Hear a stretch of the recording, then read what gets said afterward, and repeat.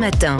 Le livre du jour, à présent Nicolas Caro, ce matin vous nous parlez d'un roman nommé Malville. C'est Stock, oui, Malville comme le lieu-dit à côté duquel est implantée la centrale nucléaire Superphénix, mais aussi Malville, incroyable, comme le roman de Robert Merle, roman post-apocalyptique, un monde dévasté par une explosion atomique. Première page, on est en 2036 sur les bords de Loire et manifestement quelque chose s'est mal passé. L'air est irrespirable, tout est contaminé. Le narrateur Samuel Vidouble a perdu des très proches depuis longtemps et il constate les dégâts. Ça se passe donc dans le futur.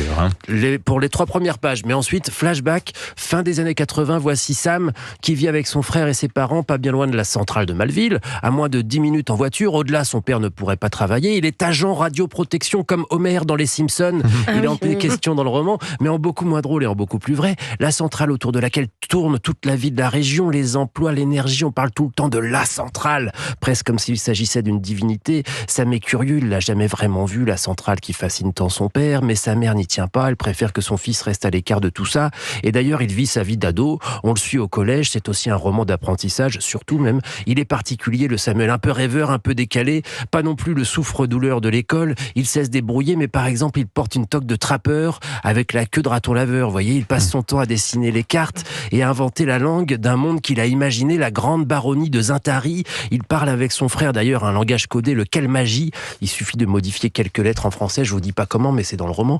Tespogi, Sikio, Sispéci, par exemple. Ça veut dire, t'as pigé ce qui s'est passé? Le reste du temps, il explore les rives du Rhône, de Rhône, puisqu'on parle du fleuve comme d'une personne. Il y rencontre d'ailleurs, dans une scène épique, Thomas, un gamin qui grandit sur les bords du fleuve. Il y a des côtés Tom Sawyer et Huckleberry Finn dans ce roman. Et la catastrophe? Eh bien, on alterne entre les deux moments. Samuel est reclus dans une cave sur les bords de Loire, donc, et il a changé de fleuve après la catastrophe. Les deux histoires sont tissées ensemble. C'est un roman très beau, très dense, un de ceux qui vous restent longtemps après vos vies, les Intaria. Vive la Zintari. Malville, donc signé Emmanuel Rubens, c'est paru chez Stock. La série de la semaine, Héloïse Goua.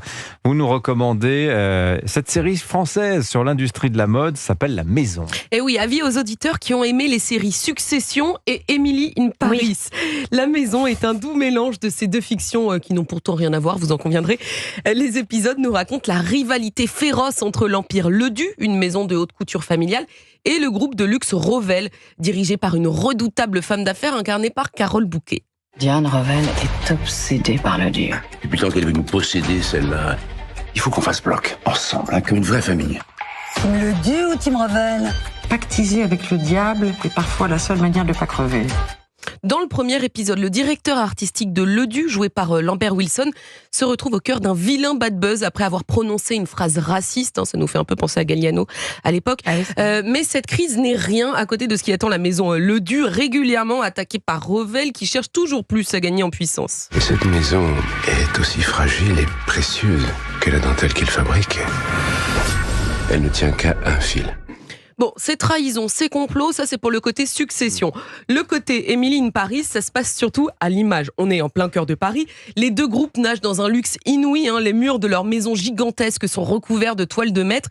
Il y a un très beau travail sur les décors et bien sûr sur les costumes.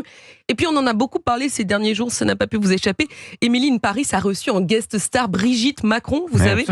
Eh bien, on retrouve aussi de jolis invités dans la maison, comme Olivier Roustin, le directeur artistique de Balmain, ou encore la top modèle Eva Herzigova. Il y a beaucoup de séries ces derniers temps sur des créateurs de mode. Comment cette série se démarque-t-elle des autres? Eh bien, la maison se démarque surtout par sa modernité. On est loin des sagas autour de Dior, Balenciaga ou Lagerfeld, pour la simple et bonne raison que Vincent Ledu et Diane Revel n'existent pas.